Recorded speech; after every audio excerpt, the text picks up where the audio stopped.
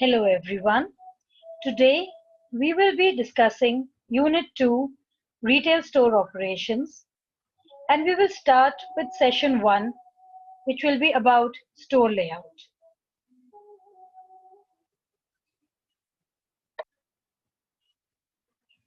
As we have already done this unit earlier, we will be doing a quick revision of what we have done.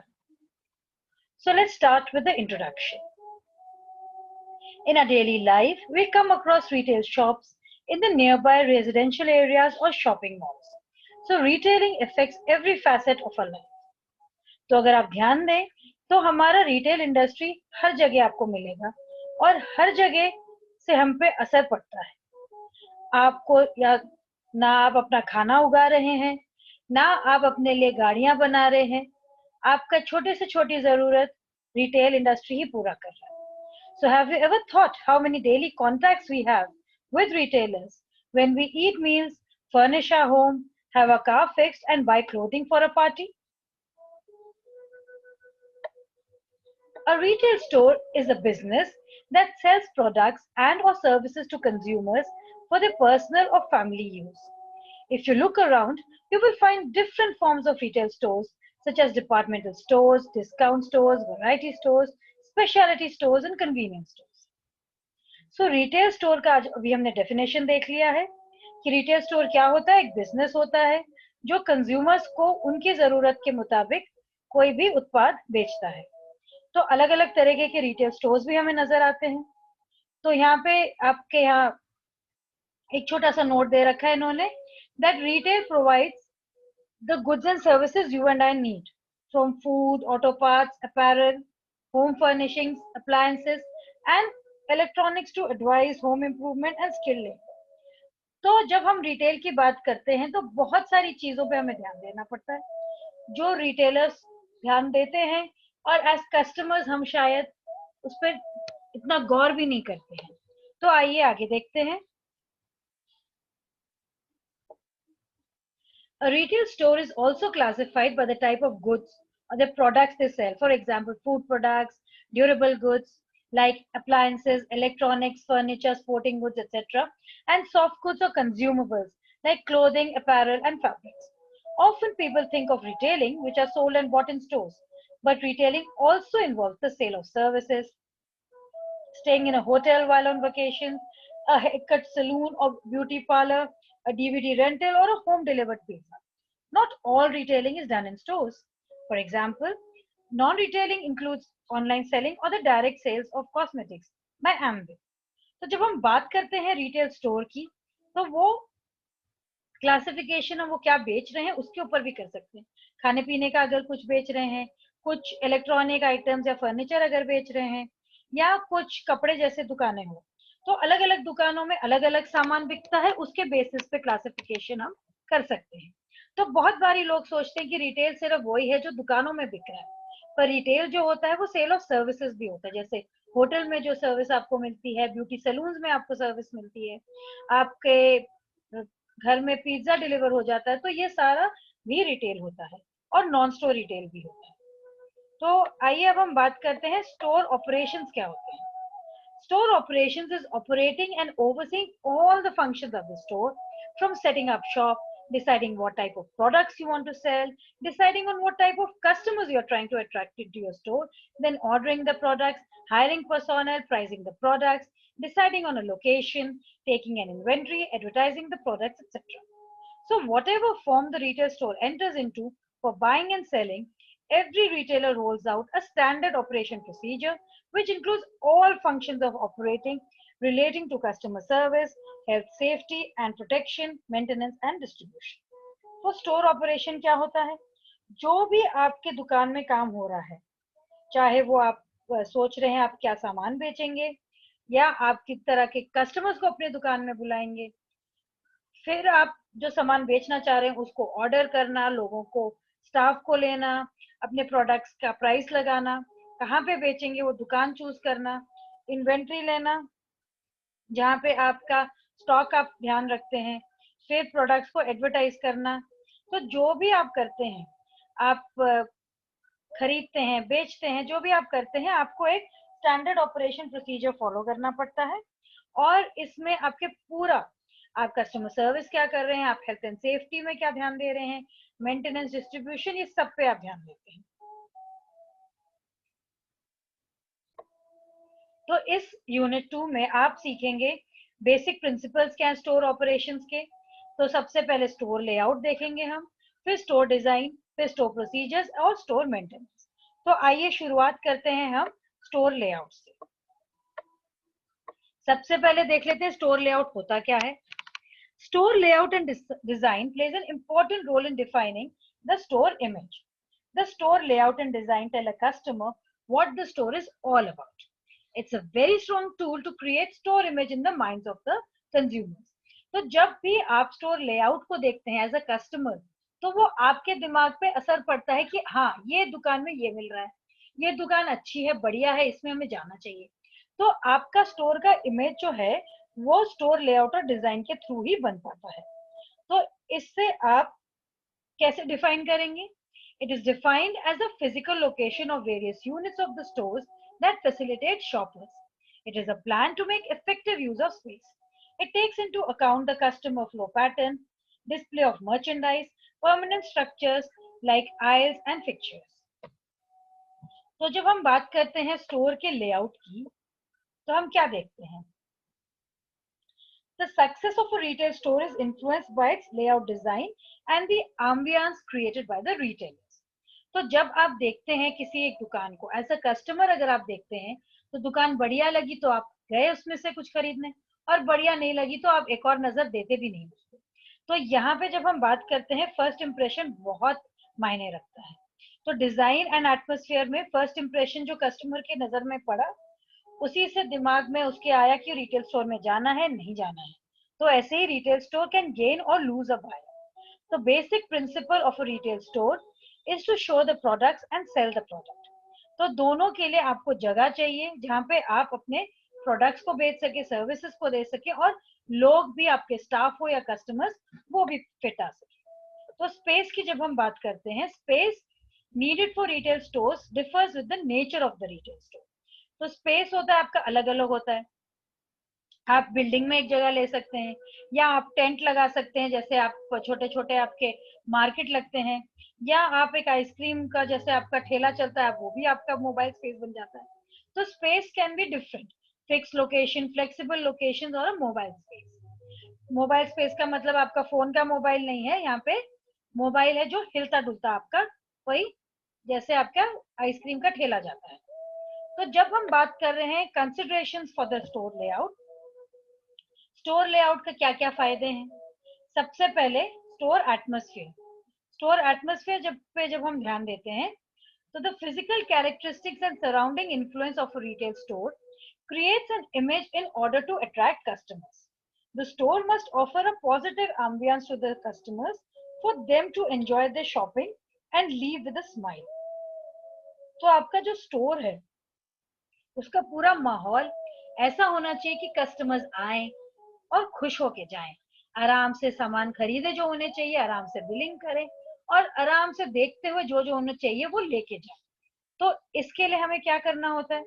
सबसे पहले the store should not give a cluttered look. तो सामान तितर बितर नहीं होना चाहिए, अच्छे से सेट होना चाहिए। The product should be properly arranged on the shelves according to the sizes and patterns. तो आपका जो भी सामान है उसको जैसे आपने सेट करना है, वो अच्छे से दिमाग लगा के, जो भी आपका साइज है एक साथ होगा, जो पैटर्न है एक साथ होगा। अगर स्मॉल मीडियम लार्ज साइज के कपड़े रख रहे हैं तो एक ऑर्डर में होगा, अगर कुर्ती रख रहे हैं तो उसके साथ पजामे रख रहे हैं। तो ऐसे ही आपके जो भी सामान है उसको आप सही तरीके से रखें, and make sure the products do not fall of the shelf. तो कहीं किसी पे गिरना भी नहीं चाहिए सामान, कोई बदबू भी नहीं आनी चाहिए, they should not be any foul smell in the store. और जो आपके floor, ceiling, carpet, walls, even mannequins, ये सब भी साफ सुथरे होने चाहिए, इन पे कोई अनवांटेड स्पॉट्स नहीं होने चाहिए। दूसरा, जब हम बात कर रहे हैं तो कुछ भी अननेसेसरी पैकिंग बॉक्सेस, हैंगर्स या क्लोथ्स ड्रेसिंग रूम में या आसपास कहीं पे भी ऐसे सामान, जैसे हमने पहले कहा, तितर बितर नहीं होना चाहिए। ऐसे ही कुछ भी कचरा या जो भी अनवांटेड सामान है वो भी नजर नहीं आना चाहिए। तो ड्रेसिंग रूम आपका क्लीन होना है, सराउंडिंग सारा क्लीन होना है। आपके जो कस्टमर्स हैं वो वेल अटेंडेड होने चाहिए। जब भी कोई कस्टमर आए दुकान में तो आपको उन पे ध्यान देना चाहिए। और आपके जो कस्टमर्स हैं वो ईटेबल्स उनके जो है या जो खाने का सामान है वो स्टोर में ना लेके जाए। तो जब हम बात कर रहे हैं एक स्टोर एटमॉस्फेयर की, हमने बात किया कि इससे क्या फायदे हो रहे हैं अच्छे लेआउट के। तो अब हम बात कर रहे हैं इससे हमारे सेल्स भी एनहांस होते हैं। The store layout enable the customers to move around the store conveniently. तो एक सर्कुलेशन प्लान होता है कि कस्टमर एंट्री लेता है, एंट्री लेके किधर जाएगा, किधर से सामान देखते हुए जाएगा, कहाँ बिलिंग करेगा और बाहर कैसे जाएगा। तो circulation is an invisible force which revolves around the customers so that they cover the entire range of merchandise and the display, leading to maximizing of the purchase. तो आपके दुकान में अच्छे से घूमे फिरे, सामान देखे, सामान खरीदे, इसीलिए आपको एक सर्कुलेशन प्लान बनाना होता है। तो जो डेस्टिनेशन कैटेगरी, अगर कोई दूध या सब्जी लेने आया है या दही लेने आया है या दूध अंडे ब्रेड कुछ लेने आया है तो वो स्टोर के आप बिल्कुल आखिर में रखेंगे ताकि वो पूरा स्टोर घूमता हुआ जाए और कुछ और भी खरीदिए। तो यहाँ पे यही बात हो रही है, the destination category is kept in the last so that the customer is forced to walk up the entire store. In this way, the retail owner tempt the customer to make impulsive buying. So in a grocery store, the popular items such as milk, curd are kept at the end because they are necessary items and customers will certainly lay hands on them however far they are placed. If they are laid at the entry of the store, the customer will always remain far into the rest of the store. So ultimately the aim is to make sales and earn profit. तो जो सामान जरूरत का है उसको आखिर में रखेंगे स्टोर के तो लोग दुकान देखते हुए जाएंगे, नहीं तो सामने ही रखा होगा तो खरीद के वहीं से निकल जाएंगे और क्या मिल रहा है सामान वो देखेंगे भी नहीं। दूसरा हमारा स्टोर लेआउट एक और फायदा देता है कि हमारे मैक्सिमाइज करता है रिटर्न्स पर स्क्वायर फुट। तो हमारे जो दुकान है उसकी एक एक इंच एक एक फुट जो हम कह रहे हैं उसको अच्छे से हमें यूज करना है। कस्टमर कहाँ पे उसके लिए हमने सामान सजाया है, कहाँ पे बिलिंग है, कहाँ पे वॉशरूम है, कहाँ पे ट्रायल रूम है, ये सब कुछ हमें अच्छे से समझ के अगर हम इसको सेटअप करें तो कस्टमर जो है हमारा आराम से रह सकता है। तो जब हम बात कर रहे हैं कस्टमर की तो कस्टमर को अच्छे से घूमने फिरने की जगह चाहिए, हमें अपना सामान भी अच्छे से रखना है। So when we talk about maximising returns per square foot, हम बात कर रहे हैं अगर अच्छे से सामान सेटअप होगा तो बिक्री भी अच्छी होगी, तो एक एक इंच का फायदा होगा अपनी दुकान का। So a well planned layout enhances the utilization of customers' time and the best of the shopping experience. A good layout provides a balance between available space for display and the return on productivity. In this way, it becomes important to decide the alternative design types, allocating space for bulk stock selling, and the effective use of walls and windows.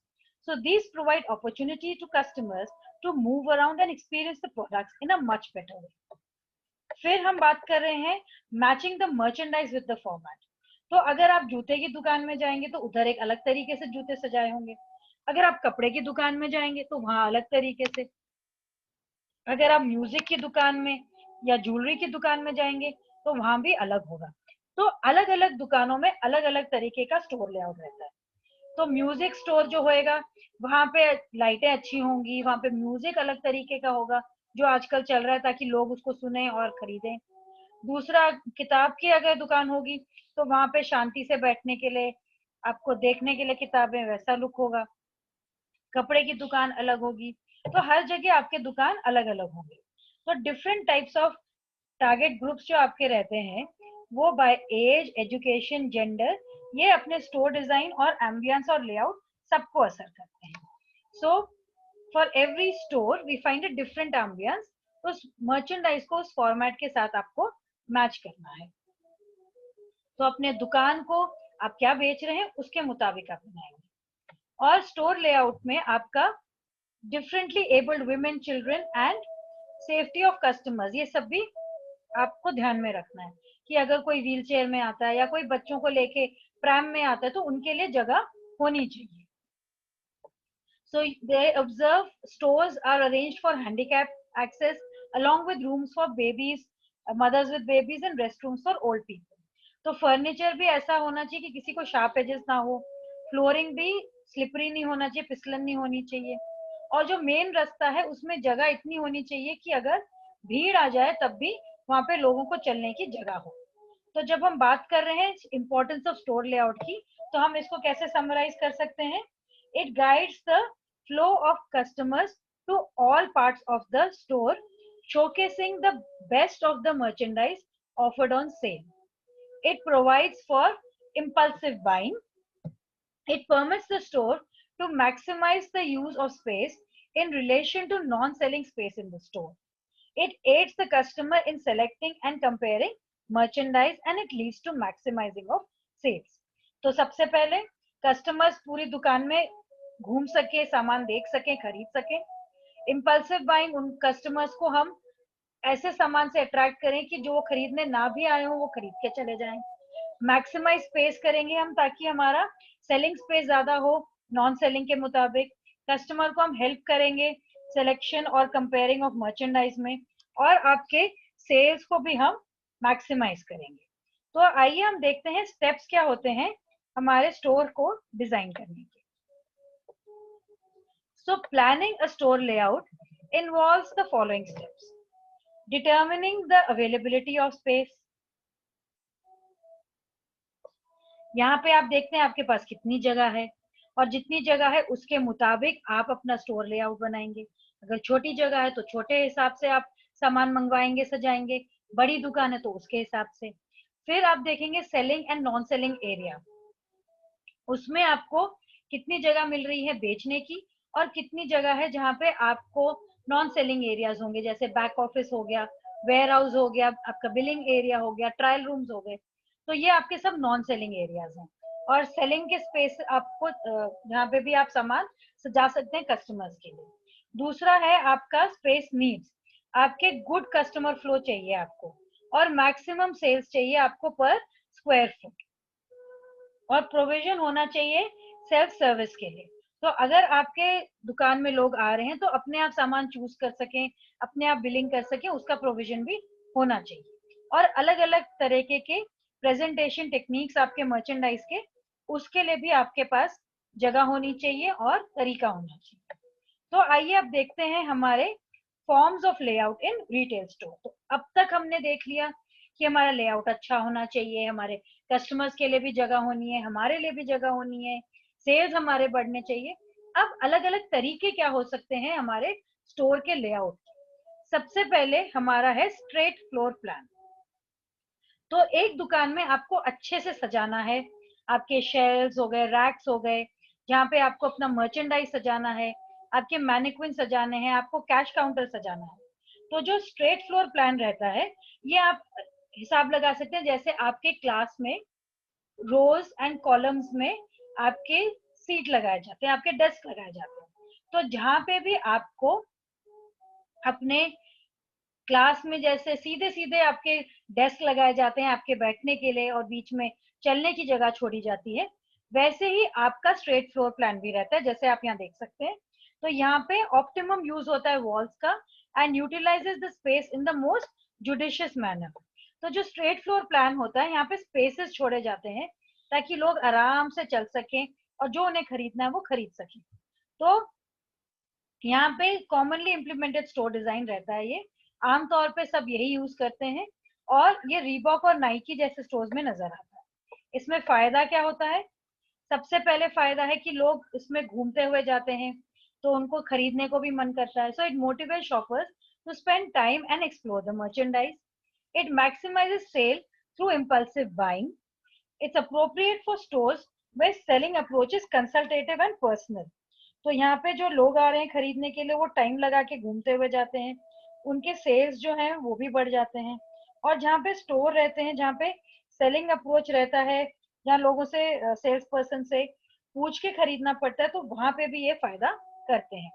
पर disadvantage भी है इसका, यहाँ inefficient use रहता है of space resources, और जैसे vision block होता है तो यहाँ पे चोरी का भी खतरा बढ़ जाता है। शॉपलिफ्टिंग को क्या है, हमारा चोरी हो रहा है।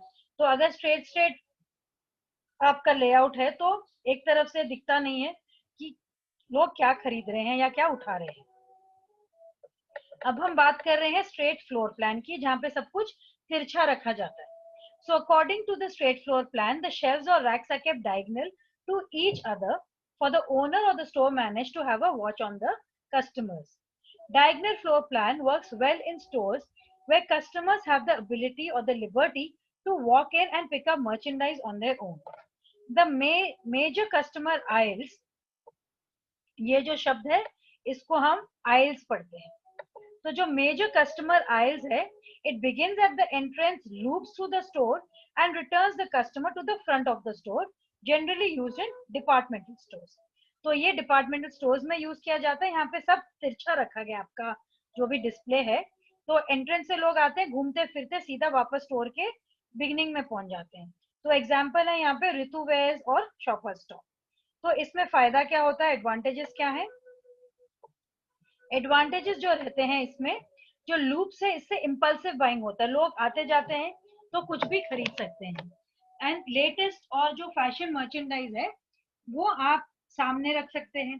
और जो ओवरहेड एंड डायरेक्शनल साइंस है और डिपार्टमेंटल ग्राफिक्स है, इससे लोगों को पता चलता है कि वो कहाँ पे जा रहे हैं और उनको शॉपिंग के टाइम मदद भी मिलती है. तो जो भी आपके बड़े बड़े साइंस आपको नजर आते हैं वो भी उनको फायदा करते हैं. डिसएडवांटेज क्या रहता है? डिजाइन करने में मुश्किल रहता है, इसको बनाने में, कंस्ट्रक्ट करके मेंटेन करने में भी मुश्किल रहता है. अब हम बात कर रहे हैं एंगुलर फ्लोर प्लान की. The fixtures and walls are given a curved look.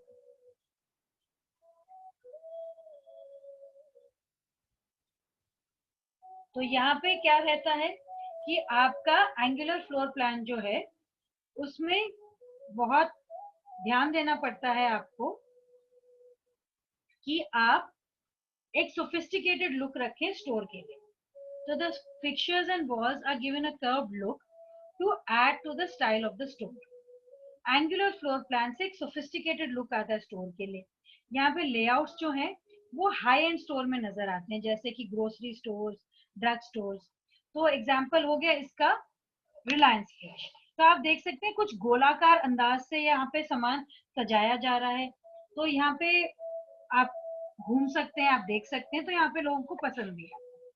Advantage इसका क्या रहता है? एडवांटेज इसमें ये रहता है कि मेथोडोलॉजिकल, एफिशिएंट एंड कन्वीनियंट रहता है. विजिबिलिटी रहती है मर्चेंडाइज की. यूजफुल रहता है सेल्फ सर्विस में. Effective use of space and cost efficient रहता है. और इजी मेंटेनेंस रहता है ऑफ सेलिंग एरिया. तो यहाँ पे आपका जो भी स्टोर है उसमें आप ध्यान दे सकते हैं कि जो कस्टमर है आपका वो आपका कितने ध्यान से घूम पा रहा है, आराम से सामान देख पा रहा है. तो आपको सेल्फ सर्विस में भी ध्यान मिलता है. इफेक्टिव यूज होता है आपका मर्चेंडाइज का, आराम से दिखता है तो स्पेस भी अच्छे से यूज हो रहा है. और जो कस्टमर है वो आराम से खरीद भी सकता है. आपका जगह अच्छे से जब यूज हो रहा है तो आपके लिए भी कॉस्ट एफिशिएंट रहता है. और सेलिंग एरिया भी अच्छे से आप यूज कर सकते हैं, मेंटेन कर सकते हैं. पर कई बार अगर ये ढंग से ना सजाया जाए तो it doesn't look very aesthetic, looks clumsy और इम्पल्सिव सेलिंग ही नहीं कर पाते हैं. तो आपका अब नेक्स्ट हम बात कर रहे हैं मिक्स लेआउट की. मिक्स लेआउट है जहाँ पे आप सब कुछ ही मिक्स कर रहे हैं, जैसे स्ट्रेट फ्लोर प्लान या डायगोनल स्टोर प्लान, उन दोनों को मिक्स कर रहे हैं. तो यहाँ पे जो डिसएडवांटेजेस हैं वो आप अवॉइड कर पा रहे हैं. तो जब ऐसा हाल होता है तो आपका जो स्टोर है, जैसे स्पाइन लेआउट है, स्पाइन लेआउट बिल्कुल सीधा जा रहा है, एक बीच में आपका रास्ता है जो फ्रंट से सीधा बैक तक लेके जाता है. जैसे आपकी रीढ़ की हड्डी है वैसे ही सीधा वो लेके जाता है. और इस स्पाइन के लेफ्ट राइट में स्ट्रेट फ्लोर प्लान या डायगोनल लेआउट दोनों हो सकता है. तो वो सीधा लेके जाता है जैसे आपके यूनाइटेड कलर्स ऑफ बेनेटन में है. तो इसके साथ ही आपका ये सेशन खत्म होता है. इसके जो क्वेश्चंस हैं वो आप देख सकते हैं. और आपका जो भी यहाँ पे क्वेश्चंस है, जैसे कि retail store is divided into selling and non-selling areas. Three important forms of store layout are straight floor plan, diagonal floor plan, and angular floor plan. The main objective of retail store is to maximise sales. Dash is the key to success, तो आपका effective store layout, वो आपका की to success हो जाता है। और आपका लॉन्ग टर्म रिलेशन रहता है कस्टमर के साथ अगर आप बहुत अच्छे से सेल करते हैं। तो यहाँ पे आपके मल्टीपल चॉइस क्वेश्चंस भी हैं। इफेक्टिव स्टोर लेआउट से all of the above. Store design से आपका एडिक्वेट नॉन सेलिंग स्पेस होना चाहिए, आपके maximum returns per square foot भी होना चाहिए। तो आपका स्टोर डिजाइन में आपका एडिक्वेट नॉन सेलिंग स्पेस होना चाहिए। फिर आपका जो ब्लेंड है of straight floor and diagonal floor layout, it is called spine layout. उसके बाद जब हम बात कर रहे हैं तो ये आपका एक अलग से क्वेश्चन आ गया है यहाँ पे, और ये भी आपके नेक्स्ट सेशन का क्वेश्चन है, उसको हम बाद में करेंगे। तो छोटे जो क्वेश्चंस हैं आपके शॉर्ट आंसर क्वेश्चंस, वो भी आप देख चुके हैं। तो इसके साथ ही ये सेशन खत्म होता है। नेक्स्ट सेशन में हम स्टोर डिजाइन को डिस्कस करेंगे। सो आई होप अभी तक जो हमने किया वो आपको अच्छे से समझ आया होगा।